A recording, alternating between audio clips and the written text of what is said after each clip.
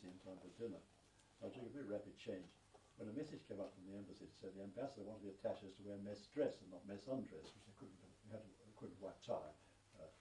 But this rig hadn't been reintroduced into the Royal Air Force in 1948. Well, I had my white waistcoat and all the war, so I wasn't bothered. But when he came to put the tie on, I could not remember whether one wore a white or a black tie with mess kit with white waistcoat. I only worn it, I hadn't worn it for 9 years, and we only wore it once or twice, for a mess ball.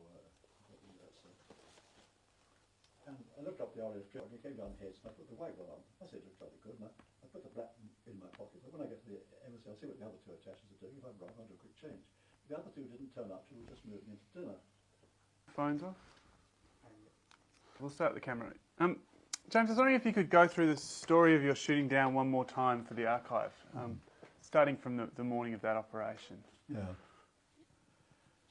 Well, my wife woke me quite early and brought breakfast in bed, and I left the house saying goodbye there, and off I went to the airfield. By the time I got into my flying gear, we were called to readiness, and shortly after was a standby, and we lived in our aircraft and called to take off, and we took off and we flew off to the east of Duxford, still climbing madly. We got about 18,000 feet when I spotted the Germans coming first, and I called out tally-ho, mass of aircraft ahead. And the flight commander was leading the squadron commander had been killed a few days before, and the relief hadn't taken over. And the flight commander ordered the 4th section to break away and try and disrupt the fighter or take attention from us. And we went in as a number 1 attack, in which each section went into line astern and curved in behind the first row of bombers. Each section took in behind 3 bombers, so we lined up, and I was leading the 3rd section in, and as I was curving round to take on the German on the far side of their Vic formation, I felt a great bang, as though I'd been kicked on the shin hard, and I looked down and was astonished to see my bare foot sitting on the rudder bar. The boot and sock had just gone, and it was still attached, but I didn't have time for one quick glance, and I couldn't really believe it, that it happened to me, and I locked onto this German bomber. I got my gun sight set, and my trigger set to fire. I opened fire, a beautiful quarter shot. I should have hit it, and the gun went prompt and all stopped. And as it happened to the whole squadron, the guns had been put on their side to get them in this narrow wing of a Spitfire, and so instead of the cartridge dropping out underneath, it came out sideways and was supposed to bounce off a baffle plate and go out through a hole in the bottom of the wing. But with the high pressure of air under the wing when we were flying fast, and particularly in a turn, the empty cartridge didn't come out. The next one hit it and bounced back. And that was a bit worrying, because I should have knocked at least the rear gunner out. And then my aircraft was hit again, possibly by the rear gunner or possibly by another aircraft coming up from behind. I don't know what, I didn't hear or feel anything. But the controls went dead, and the aircraft started to go down into a steeper and steeper dive. And I bailed out. I just undid my seat straps, and I was sucked out. The parachute got caught on the back of the cockpit, and I was trapped for a few minutes with my arms blowing back along the side of the cockpit. My gloves were blown off, and my left foot was hanging on, was flapping round my knee, and then suddenly I blew off. And I had thought of doing a delayed drop to get down as quickly as I could, but I couldn't bear the pain of twisting up. The foot was twisting about as I was falling head over heels. So I pulled my ripcord, and the parachute opened, pulled me up to a great jerk, and I was hanging there in the sky, falling in a big figure 8, and I could see my blood in great squirts falling below me in this same figure. And I realized I've got to do something quickly. I had my helmet on still with the wire hanging down. So I put the wire around my knee and put a half hitch on and tightened it, and then I tightened it, and I finally stopped the blood altogether, or more or less, just the odd drip. And I found by holding my knee right up under my chin, I could stop the foot twisting about, which was a bit painful. And then I was quite happily sitting there. I wasn't suffering in any way. There was no pain from the leg. There was a marvellous feeling of euphoria. The whole countryside was stretched out before me. Beautiful sunny day. I could hear the noise of dogs barking and cows mooing below, miles below. There wasn't the sound of an aeroplane. By the time the parachute opened, there wasn't an aeroplane in sight or the sound of an aeroplane. It was absolute peace. And I sailed slowly across Duxford Airfield. I saw the odd aircraft land and take off. One or two pilots circled round me and waved, and I waved back. I couldn't see who they were. And I almost reached as far as Falmere, the farmer's field we took off from. When the wind changed 180 degrees, I started sailing backwards again. So I had a lot of time twisting myself around so I was facing the way I was drifting. And after an interminable time, suddenly the ground came up and hit me, and I was down in a stubble field. I was pulling the parachute up under my leg to keep it off the dirt, and I suddenly saw a fellow pounding towards me with a pitchfork held out at the charge. It made me so furious. Having got down safely as far as that, I didn't want to be stuck with a pitchfork. So I just shouted out, "Piss off and get me an ambulance," and the chap dropped the fork and went off like a startled rabbit at very high speed. And the first guy he stopped was an army doctor who was on his way to the anti-aircraft gunners' mess for breakfast. And of course he dealt with the problem straight away. He sent a driver off to fetch the necessary. And the driver came back in about 10 minutes, quarter of an hour. He said, "I think I've got everything, sir, except the morphia. But the orderly corporal went on leave last night, and I think he's taken the key of the poisons cupboard with him." Well, it didn't bother me because I wasn't in any pain. And I was carted, an RAF ambulance arrived very shortly afterwards, and I was driven off to the hospital in Cambridge, Addenbrooke's. Okay, that's exactly what we wanted, another telling of that story. I was wondering if I could ask you a couple of questions about it. What did you see of what became of your aeroplane? I didn't see it again. Once I got out, it had gone, and I didn't see it. It was going down pretty fast. I was occupied with what I was doing. I didn't hear it or see it again.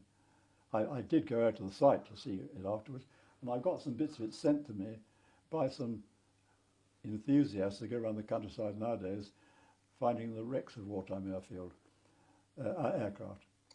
And they sent me some bits. And it's quite interesting because there are only little bits left. Of course, the main part was taken away at the time, but they found some empty cartridges, which is interesting because it shows that the cartridges which should have ejected didn't eject, and it's quite obvious why the thing jammed. What of the other planes you were up with that day? Did anyone else get shot down? Yes, my number 2, a fellow called Aberhart, was shot up, and on landing, when he put the flaps down, quite low down, the flaps came down on one side or the other and turned the aircraft on his back, and he hit the ground and was killed. This was rather bad luck. If he'd been a bit higher, he probably could have rolled it round or rolled it back again, or put the flaps up again. But and the other fellow who was shot down was a New Zealander named Frank Brinston, who was leading the section which went up to try to interfere with the fighters. And he was shot down, he bailed out, and he came down safely and was unhurt. Another thing I'd like to ask about is the language you used as a fighter pilot. You mentioned you saw the planes coming and you signalled tally-ho. Yes, that was the code word for an enemy in sight. Well, in other words, scramble meant you took off at high speed as fast as you could. I don't know, I can't remember any other expressions now. A lot of code words everyone understood was cut out unnecessary talk on the radio. When you first came round and you realised you didn't have a leg, what taking yourself back to that moment was your reaction? Well, I knew it. I knew when I bailed out that I'd lost my leg. I mean, there was no way that could be mended. So I was quite ready for it. It didn't bother me at all. My wife was sitting beside me, and we had other things to think about and talk about. Our firstborn was due any minute, and I was going to hospital in Ely, and we had lots of things to talk about. I don't think we mentioned my leg, really. How did the loss of that leg cause problems for you in the months that followed? Well, one got used to being on crutches, which was very annoying and tiring at times, but I practiced and practiced. In case I lost the other leg, I used to practice going upstairs, not using any legs at all, just going up on and balancing on. But I don't think when one's young, one bothers about little things like that. I don't think it was a problem. I didn't have any trauma. I never dreamt about it or worried about it. I dream I'm flying often enough, but I don't ever dream about my leg. You mentioned it would cause you problems getting out of bed. Well, at first, one used to leap out of bed and fall flat on one's face because it wasn't there, but one got used to that and done it once or twice. It was difficult learning to walk in the first days with those legs, but I had a good start on that because I had mentioned before that I had a leg made by my fitter. And I think that was a great thing because it meant I kept this leg moving all the time. I was on crutches with this artificial leg strapped on with the stem of my knee. The only trouble was the foot kept turning around all the time, so I had to keep moving it back with my crutch and straightening it up. But I think that helped me to walk more naturally because I kept the knee action going all the time. And so when I did get a leg, it wasn't so difficult to walk reasonably well. And because I had to march, I mean, get back into the service and take parades and that sort of thing, I had to march about. And it was, the only difficulty was flying was with some aircraft. For example, when I did the Central Flying School course, we was on Harvards, and Harvards had toe brakes. And of course, it's very difficult with an artificial leg because you've got to push your whole knee forward to get the brake on. You can't move the foot.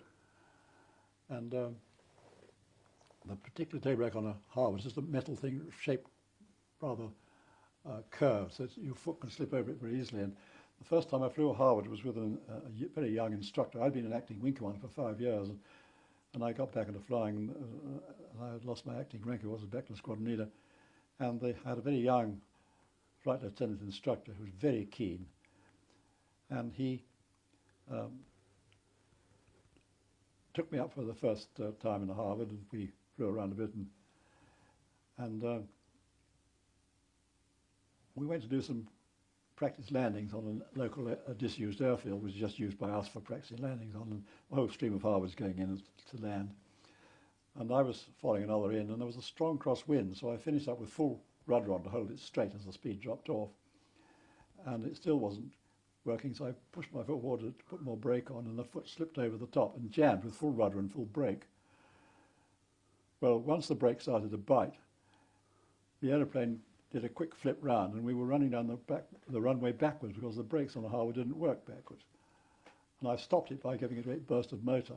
And it was rather frightening because we were going down the runway backwards, and other airplanes coming to land behind you because once they saw we were stuck the wrong way around, the equipment off again. But the young instructor took me straight back for a suspension check with the wing commander flying, and the wing commander took me up and we flew around a bit. Of course, he was an fighter pilot. We started doing it a bit and having fun together, and he came down and he passed me. But it was very difficult with toe brakes, and I had them on other aeroplanes too, and it was quite tricky. In those days, all the fighters had hand brakes, and when you put the rudder on and press the handbrake, it braked that wheel. If you had the rudders in the middle, then they both came on, so you got used to that. You mentioned to me off camera that having lost a leg was sometimes an advantage for a fighter pilot. What did you mean by that? Well, you didn't black out so easily in a turn or in pulling up from a dive. The blood didn't drain from your head so quickly if you only had one leg for it to pull into. And Douglas Bader could take about 10 G without blacking out at all, while other people would be unconscious by then. I could take about 8 G. The average person would start blacking out about 6 G. And so in that extent, it was quite a good thing. Also, we didn't have to worry about being shot in that leg again because it wouldn't hurt much. The same skiing, when you break that leg skiing, it doesn't matter. What about your good leg? How much more stress was that under when you... I suppose it is, but I've never noticed it or bothered about it. Used to get a bit tired skiing sometimes, but otherwise I didn't have trouble. You told us a bit about your time in hospital, and then you were given this opportunity to go down and work for Winston Churchill. Can you take us through how that opportunity came up once again? Yes, I got a telegram from the embassy to report to 10 Downing Street for interview with Mr. Churchill. I thought at first it was a practical joke, but I found out by thinking back that it wasn't. So I drove up to London, and I had lunch at the RAF, a rather late lunch at the RAF club. And I got out into Piccadilly, got in a queue for a taxi with a whole lot of very senior officers who'd been having a late lunch at the RAF club and going back to their emissary offices. So when it was my turn, I said in a very loud voice, 10 Downing Street, please. It caused quite a stir among the gentlemen. Anyway, taxi driver didn't bat an eye, just pulled the thing off we went. And I was shown straight into Churchill's study, and he looked up and he said, I'm tired of being woken up in the night to be told there's an air raid warning on, or it's all clear. I want you to go down to my house at Kent and to Chequers and make suitable arrangements with the army to lay on communications with the Observer Corps so you can ensure that I'm not woken up unless danger is imminent. So I thought this was fair enough. And I went down to Chequers, and the Coasting Guards laid on lines to the Observer Corps. That meant there were two centres involved. And then I had a plotting room where some soldiers plotted the raids. And when anything came within a certain distance, they wake me up, and I had to go up onto the roof spotting position to make a decision. I only nearly woke him up once at Chequers, and that was a lot of aircraft passing over. In fact, they were on their way to bomb Coventry, but one started dropping bombs quite close, and so I called Churchill's detective, got him out of bed, and told him to go and get ready to wake Churchill up. And just as I was about to wake him up, they told me it was a night fighter attacking one of the German bombers, which suggested against bombs, so I didn't have to. It was the only time I really nearly woke him up. But I wasn't very worried, because at Chequers the roof spotting, the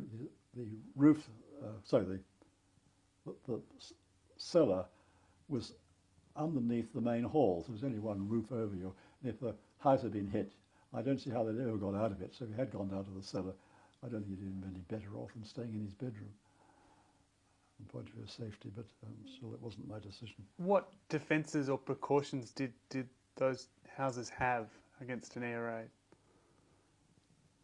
Oh, none at all. He wasn't bothered. He had a sense that he was going to survive, I think. Down at 10 Downing Street, on the night of the very heavy road on the City of London, when the whole of London, the centre of London was in flames, and they couldn't get water because the river was so low, he took his guest up onto the roof of Downing Street, Mr. Wynant, the American ambassador. And he got up onto the roof, and the bombs going off everywhere, and all the guns going off in Hyde Park, an absolute racket and stuff dropping everywhere. And he took the cigar out of his mouth and said, "And this is what we've got to put up with." And I don't think Mr. Wynant was in the least bit interested in what we would put up with. He wanted to go downstairs out of the flat. But he was given an armoured car. Humber was fitted with these armour-plated glass and armour-plated steel around it, and it had Tommy guns in the panels of the doors in the back. And so just that I must be shown how to use these things. And so at Chequers, the guards laid on their rifle range there for him to go and fire these guns. It was absolutely astonishing, because normally when you fire these sort of guns, they go like that, and you put a sort of stream of bullets across the target. But he held it like that, and they had a target with Hitler's hair coming across it, and there was a little moustache underneath it. And he put the whole lot through the middle. He went without it going at all. Quite extraordinary. Why had you been chosen for this job? What was that about? Well, Churchill wrote to the Minister for Air saying, on no accounts my seat be disturbed. And they had to decide how to do it. And I suppose they thought they must send a pilot down there who could make these sort of decisions as to when he's danger, when there was imminent danger. And I suppose they couldn't spare anyone who could still fly. And I just came out of hospital with a leg off and obviously couldn't fly. It was a silly choice for Chequers, because I had to get to a roof spotting position. I had to climb up an iron ladder up the side of the house, 3 stories high, and transfer onto a ladder going up a sloping roof. And it's not easy to do, even with 2 legs, and it's quite tricky coming down. But at his home at Kent, it was quite easy. I could climb out of my bedroom window and just go along to a roof like this, to a chimney and a roof spotter there, so it was no problem at all. How were you getting around at this stage? Did you have a leg or a... Well, to start with, I was on crutches. But for the last 3 months, I had under his leg. It was, That made it a great deal easier, of course. But What were your first impressions of Churchill? I mean, the man as opposed to the legend. I was terribly impressive. I mean, he just held the floor at a dinner party with all these important people there, and he had this incredible memory and a wonderful sense of humour. There was always wit and fun, and there were such interesting people. Every dinner was a conference. He had people there he wanted to meet for some reason or another, and they could vary. I mean, he had a couple of RAF escapees who got back from a prison camp, and he had them to dinner and wanted to know all about it. He had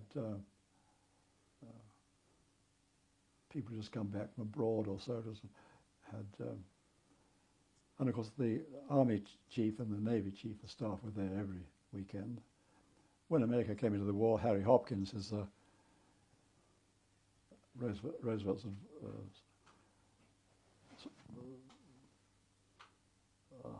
mouthpiece, really, was there. He was there every weekend, and Averell Harriman was there frequently. So very interesting conversations went on.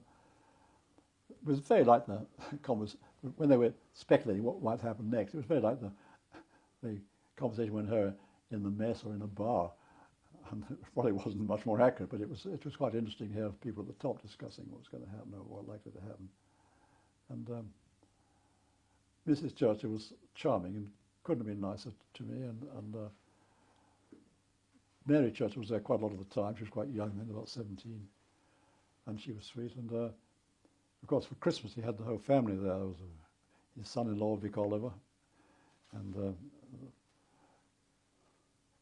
Sarah, of course, who was married to him, who was an actress. Used to appear in the most marvellous evening clothes, which she'd obviously got from the theatre. On one occasion, she wore a costume rather like a guard's mess kit with a tight jacket and long trousers, which rather shocked some of the elder women. And his elder daughter, Diana, who was married to Duncan Sands, who was a minister, she had Churchill's brain, and she was remarkable the way she could converse almost anything with great knowledge. Rather more intelligent and certainly could talk much more than her husband, which wasn't always very popular with him. But it was.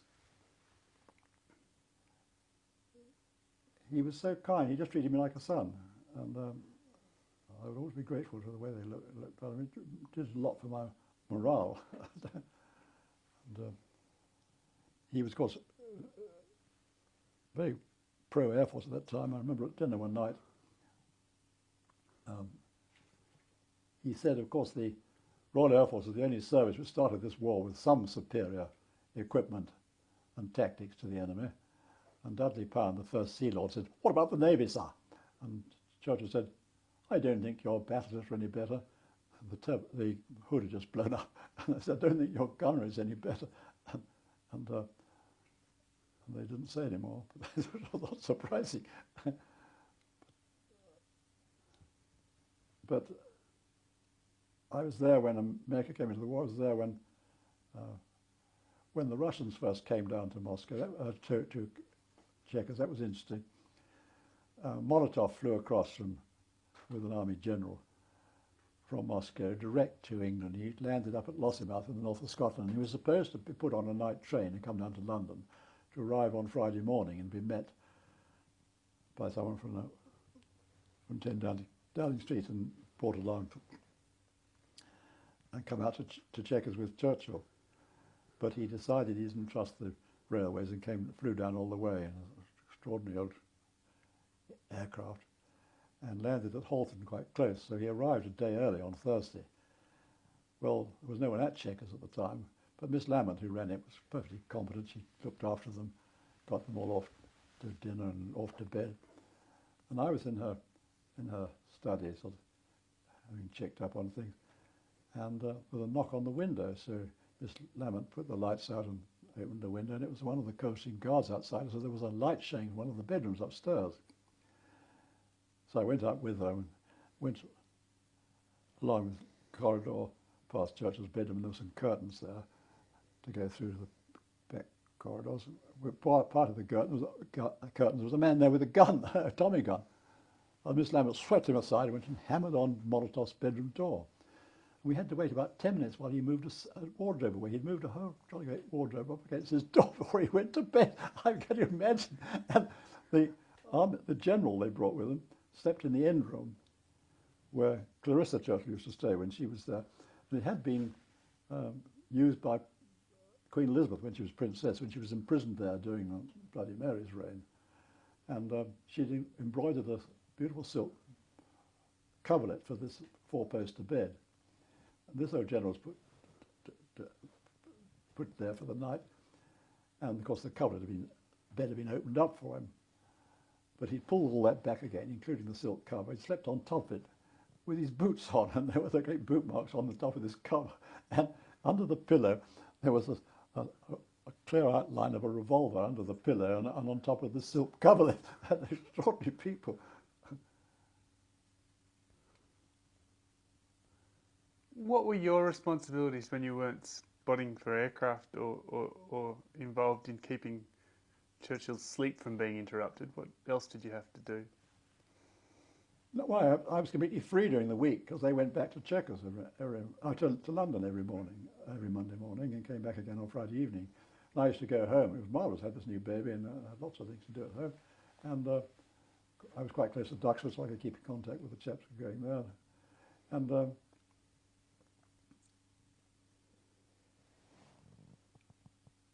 there was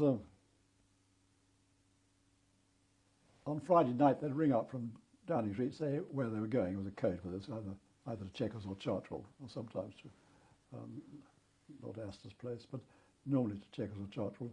And I'd just get in my car and drive down there. It was interesting when he got these great generals and people out. People came out, and after him there was Auchinleck. He came to a weekend there. I was very unimpressed with him. I wasn't at all surprised when he got the sack from there. Monty took over from him. He seemed very unimpressive. Every time Churchill said, "What will you do if this or that happens?" he'd say, "Oh, well, I'd have to consult my staff." Was when Churchill asked Monty what he would do if this or that happened, he said, "Well, I have plan A for that, but I could use plan C." And I got this there. He got it all worked out in his head. He'd done complete staff college sort of work on every kind of contingency. Well, and the thing that made Churchill so furious with Auchinleck is he gave him an enormous number of troops for this attack through Egypt.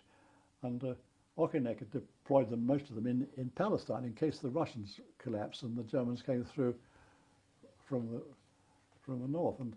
And when they flew to Tehran, not to Tehran, to the Crimea for that conference, he flew right across the Russian lines in a Dakota at about 1,000 feet. He had plenty of time to see what the Russian positions were like. He didn't look out of the window. He spent the time reading a book the whole way there. I was very unimpressed. But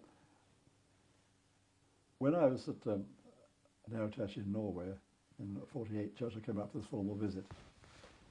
And at night at dinner, King Haakon said to him, "Do you think if you had been Prime Minister instead of Attlee, you would have reached a better understanding with Stalin at Potsdam?" And Churchill said, "No, I couldn't reach understanding with Stalin. They're quite simple little personal issues. And if you can't reach understanding at that level, how can you possibly hope to on a complicated political issue?" And he gave two illustrations. The first one was on his first visit to Moscow. On his last night, he had a working supper with Stalin in the Kremlin. And in the early hours of the morning, he was walking back with Stalin to his car along a long marble corridor. And there was a small goldfish pond as they were walking along beside it when a rather large goldfish plopped out of the water. And Churchill muttered, "What a magnificent fish." And Stalin said to his interpreter, "What did he say?" And the interpreter said, "Mr. Churchill admired the fish." So Stalin said, "Tell Mr. Churchill the fish will be put on the aeroplane in the morning." So Churchill said, "Look, please thank Marshal Stalin for this very generous offer. Please explain my aeroplane is grossly overweight for this long haul over the mountains into Persia to refuel.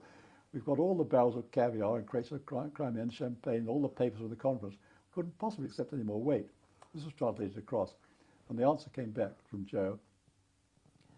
Mr. Churchill must want to eat them. He shall have them for breakfast, fried. And the second illustration he gave was when he was in the conference at Tehran. And on that occasion, Roosevelt's advisor, I can't remember his name, Harry Hopkins, was ill. And so he was advised by the Stettins from the State Department.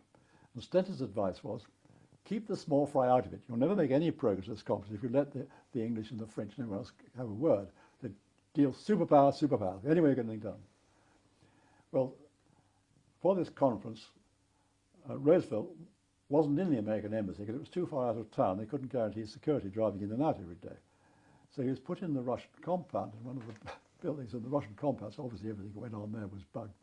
Anyway, on the last day of the conference, Churchill was having his afternoon nap, and he was woken up with a telephone call from Roosevelt, who said, look, this whole conference has been an absolute disaster. Old Joe's accepted everything we've offered him and given us absolutely nothing in return. It's absolute dead loss. Have you got any ideas how we might salvage something from this? And Churchill, I'm afraid not. But what makes us so cross is that we have a quite subconscious affection for the old bastard. He said, in all our letters and telegrams we exchanged throughout the war, we've always referred to him as Uncle Joe, and that's quite a subconscious form of endearment. You don't talk about uncle unless you talk about a wicked uncle. Well, this means that we still have an affection for him, and this is why these rebuffs are so hard to take. This is all translated. Well, this was the answer to that was, well, will you put this across this afternoon and see if you can change his views a bit? So Churchill, well, I'll put it across. I don't think it'll make a hoot of difference. Anyway, when the afternoon session started, Churchill got to his feet, and in his best Churchill in English, he put this theme across. And as it was being translated by his interpreter, they saw Joe's brow getting darker and darker. And finally he thumped the table and said, why wasn't I told before? Obviously his intelligence people let him down. They weren't letting him know what was going on. And he was absolutely furious. It did the message no good at all. From what you saw of Churchill during your time working for him, who were the people that he depended on, and who were the people he surrounded himself most closely with? Well, he was very dependent on the chiefs of staff. He worked very closely with them, and his secretaries, of course. He had a really first-class secretariat. One of them was a hell of a fine chap, was a fellow called Jock Colville, who was a very young secretary working for the previous Prime Minister. And Churchill, of course, took him on. And he, one of the few people who had the guts to get into the fighting. He got out of Churchill's staff, which was very difficult to do. Churchill hated change of staff. That's why he hung on to me for so long. He hated any new faces in his staff. But Jock got away, and he got into fighter command and did a tour flying Mustangs during the invasion. And Churchill called him back at the end of the war. And he told me, it was rather interesting, after the war, he told me one or two stories. Oh, he was working on a speech for V-Day with Churchill. And he said to Churchill, but sir, you haven't mentioned God, and you're talking to the God-fearing British public. Surely you ought to bring that into it. And Churchill said, young man, you should know the British Constitution. At 2:30, I shall inform the British public of the peace from the balcony of the Treasury. At 3:30, I shall go to the House and inform the members. And at 4:30, I shall go to Westminster Abbey and inform the Almighty. It really quite funny at the time. I don't know what I told you about his first visit to Washington. Well, this story was told me by his secretary. Not his secretary, by his naval flag officer, Commander Thompson, who arranged all his movements and went everywhere with him. And Tommy told me that when he got back, that when they arrived in Washington, the Roosevelts, knowing Churchill was an old man, had a long, tiring journey across the Atlantic in a battleship in very rough weather, knowing he had a very full program for a few days in Washington, they laid on a very quiet family dinner for his arrival so he wouldn't get tired. And Eleanor Roosevelt was serving the turkey. And he said, Winston, what part of the turkey do you prefer? I said, I prefer the breast, please. She said, Winston, you must not say that in the United States. We talk about white meat and dark. So when he left, he sent her the usual thank you note, and with it a beautiful corsage of orchids, which had a little note attached, written in his own hand. It said, pray pin this to your white meat. And I told this story to the American air attaché here a few years ago. And he said, that's fascinating. I heard that story from an aunt of mine who was one of Roosevelt's secretaries. It's nice to have a story confirmed. You're never quite sure with these stories whether they were told. One story that was told by one of his secretaries I was never sure of was apparently Queen Wilhelmina rang up Churchill and said, Mr. Churchill, the Germans have invaded my country. Should I order the sluice gates to be opened now to flood the lowland? And Churchill said, Madam, hold your waters until the Jerrys arrive. Really, I never knew whether to believe that or not, but it's quite possible. And I don't know, I could go on all day with this story. But was there anything about the man you saw when you started working for him that surprised you or was different from what you'd learned about him already? no, I don't think so. I expected him to be a much heavier drinker than he was. He didn't drink anything but champagne at meals. You see these films of him where he has bottles of red wine on the table, because he wouldn't have had that. He had a butler who brought the champagne round and poured in. He drank it from Jerry Burns. He didn't have those little bottles. He liked a double magnum size, you know. And it was always Mum's or Veuve Clicquot. And it was all vintage stuff. But, he didn't drink anything else. Didn't have any sherry, and he didn't have a drink before. He just drank champagne through dinner and then had a glass of brandy afterwards. And then after dinner, we used to go up to the Long Gallery and see a film, and he had the latest Russian and German newsreels flown over from Portugal. He used to see those, and he'd like to see romantic films. He saw, well, like Lady Hamilton. He saw that about 3 times. He said it wasn't historically accurate. She didn't have such a poor, or she did have a reasonable pension from the Admiralty, but I don't know. But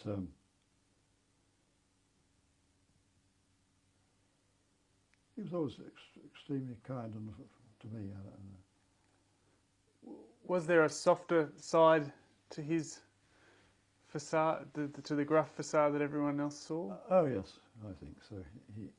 He would go into tears at times over things, and it's quite almost in a Bob Hawkish sort of way at times when anything. Did I tell you about the time he went up to the north of England to look at the state of the people? Tell us again. Well, it was in 1942, and the press was gloomy. Everything was going wrong. The Japanese were coming to the war, the making of the war, and we were too far stretched for the resources we had, and lots of disasters. And the press was really hammering at him for being Prime Minister and leader and Minister of Defence. And so he went to see what people thought themselves, and laid on the train. And we went up from London up to went to Sheffield and walked around some factories there, and then went to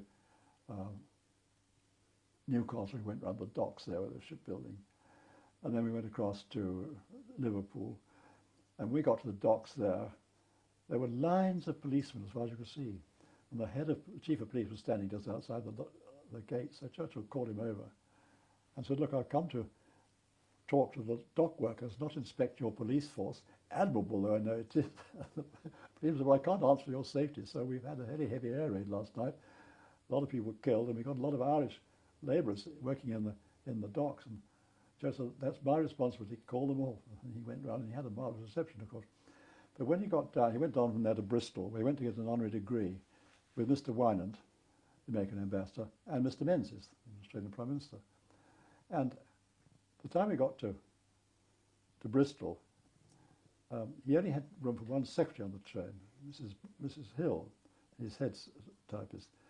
And she was absolutely exhausted because when he had a sleep in the afternoon, she was catching up on the filing and typing envelopes and all this sort of thing. And the dispatch riders came and departed every time the train stopped, and the telephones were plugged in every time it stopped. So business went on as usual. And every night he went on working till well after midnight, and she had to be there. And by the time we got to Bristol, she was making a lot of silly mistakes from being overtired, and he was getting quite sarcastic. And he called her to his compartment and said, "Well, Mrs. Hill, I'm going to the university to get this honorary degree. I shan't be back till about 5 o'clock, so you better take the day off." So she thought, "Thank God I get away from this bloody man." And she went down the train to her compartment, found a hat and bag and gloves, went out onto the platform. Just outside, there was a policeman standing there. She said, "Can you tell me, please, where I get a bus or a tram out into the countryside? I must go out and get some peace." He said, "Madam, if you wait here 2 minutes, you'll see Mr. Churchill." He's almost arrested when she told him what he could do with it. and it was some very funny incidents like that. We better stop there because the tape's run out again. So we'll change it over. Any instances where he might have been moved to tears that you can recall? Well, he was once or twice over casualties and things. Have a think about it, because I'd like to ask